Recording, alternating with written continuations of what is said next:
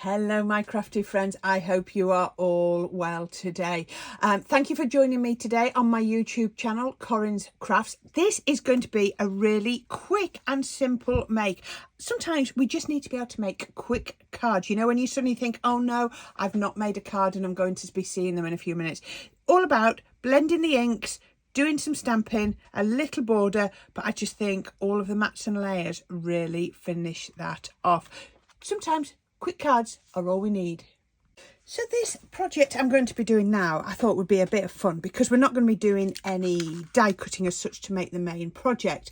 So I'm actually, again, gone into my crafty stash and found some old stamps that I've got.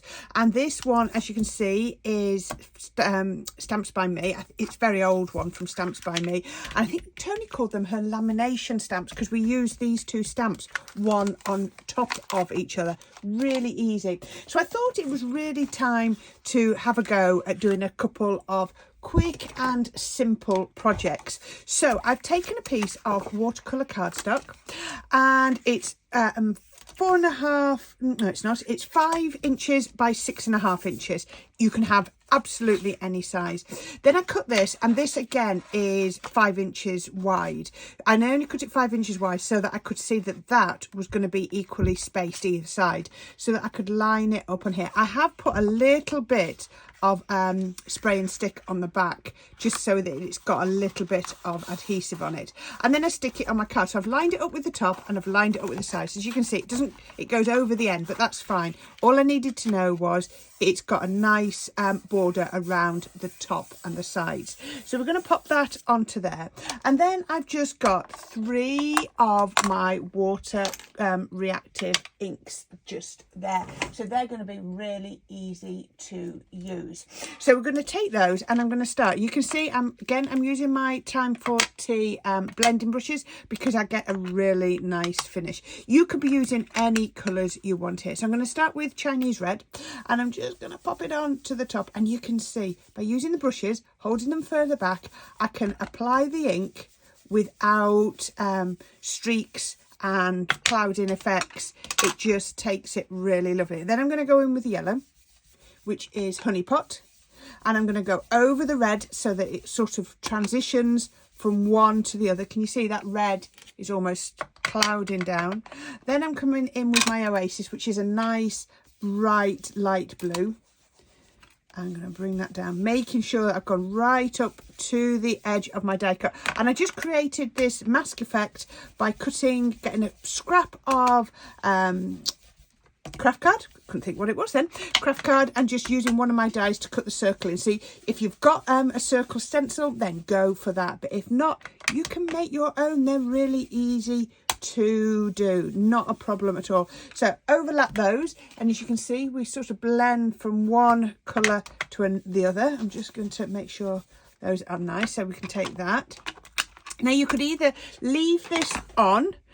I'm going to leave it on this time. When I did the prep one, I took it off, but then water goes out of it, and I'm going to just spray some water into my hand, and I'm just going to drop that on there. And the reason I put it into my hand first is I can get bigger droplets. So now if I'd have taken that off, this water would have gone outside of onto my white card, and I found that sometimes it just sort of marked the card.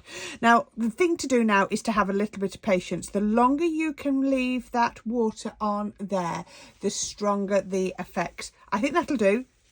Paper towel or cloth, pop it on. Don't rub, just pat, and when you pat, can you see I've got a lovely effect?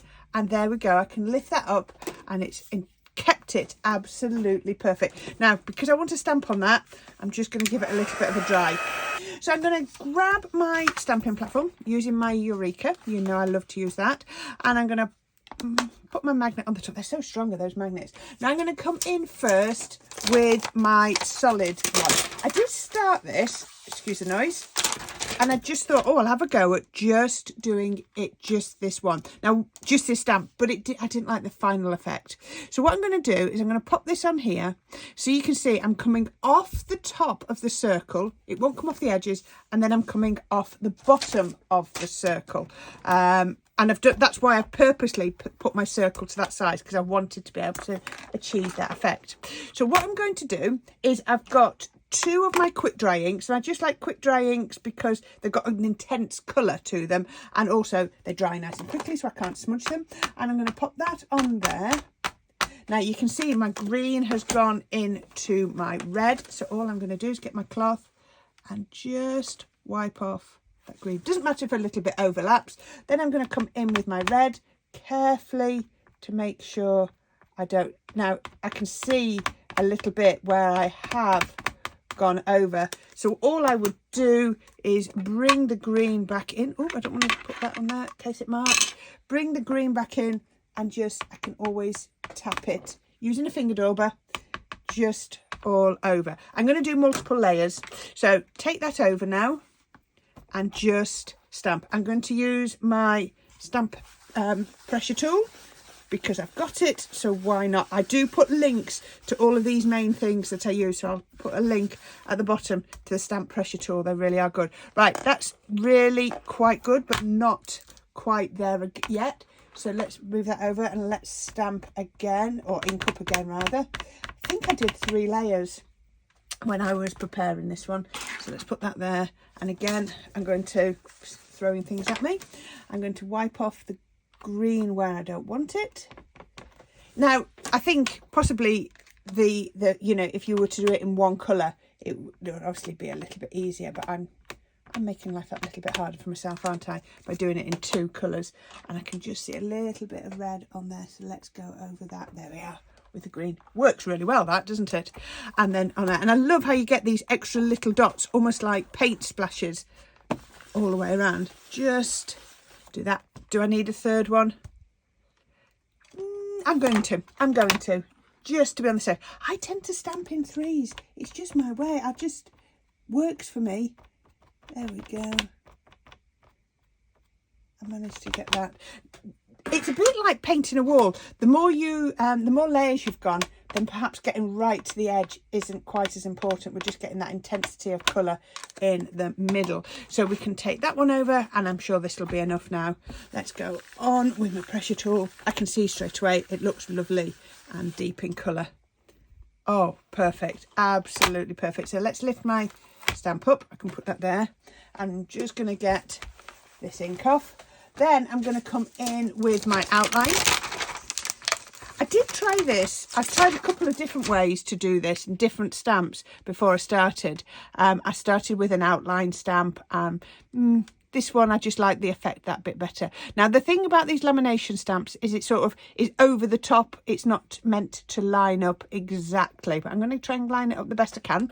Pop that there. So now we're going to pick that. So I want black again, so that I don't smudge. I'm going to go in with my quick dry. Like I say, your water reactives would work. Your pigment ink, that would look lovely going in with a pigment ink on top. And again, I think I'll probably end up doing a couple of layers. Again, I don't worry because I've got my stamping platform. We can put one on. Look at that, looks amazing. And then we can go in with the next layer, just like that, and stamp on there. I love stamps like this where you've got those multiple layers. How about that? Doesn't that look beautiful? And for once, no dirty fingers. I'm loving it. Doesn't happen very often. Oh, why have I lifted that out of there? I'm jumping ahead of myself when I shouldn't be. Let's put that back in there. And I'm just going to centre that in the middle. Just there. Does that look centered? I think it does. Pick that up. I think we can use quick dry again because I don't want to smudge at this late stage. A couple of layers would work perfectly. There we go. Now I can take it out of the stamping platform. There we go. Isn't that gorgeous? Loving that. So the only thing I would do to sort of finish that is see if I can find, I put the pen down that I used last night, but this one will do. This is a 0.1, so it is quite fine. I have got mucky fingers after all.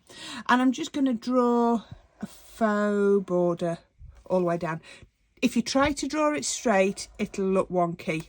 So my opinion, my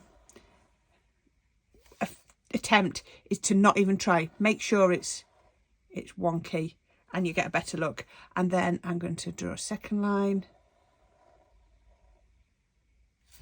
And it's all the way around. Doesn't that look lovely? You could do faux stitching. There's lots of things. I just love faux borders around my projects. I just think they really work. There we go. It's not about trying to make it look realistic. And then what you want to do is come in with some liquid gems, real gems. It's entirely up to you. You don't have to, but I just, from that, actually, I've got one where I've done it and I'm going to show you. That plain to that with the gems on. Can you see? For me, it just lifts it by putting those gems on. So I'll use the one with the gems on. And then all I'm going to do is bring in, so I've done a little bit of matting alone. I've got white and black. So we're going to put white on white. And I have just used my Sticks 2 foam tape. Again, I will link to this one if I can find it. But yeah, it's a Sticks 2 and it's quite a narrow one. So if you are doing shakers, it's a really good one to get for that.